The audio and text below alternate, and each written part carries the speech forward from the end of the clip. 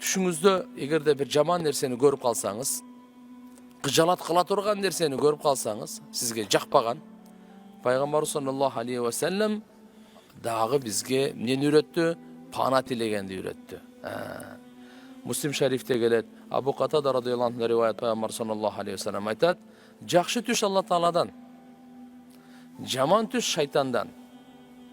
Ким өзүнө жакпаган нерсени түш көрүп кала турган болсо, анда сол жагына үйлөө менен түкүрүүнүн ортосунда деп 3 жолу ошо түшүндө качан ойгонсоңуз, ошол убакта эле өзүңүз деп коюңуз дейт.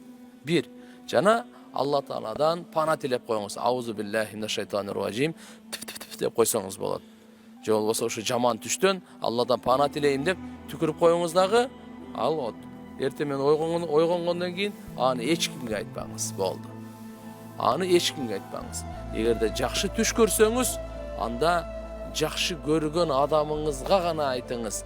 Аны дагы айтпаңыз. Себеп дегенде кээ бир адамдар түшкө дагы кызганышат, кээ бир адамдар түшкө дагы көрө албастык кылышат. Бул жөнөкөй эле эмес.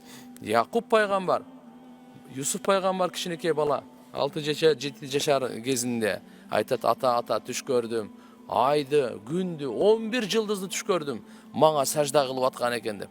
Атасы эмне деди? Балам, түшүңдү айтпа бир туугандарыңа.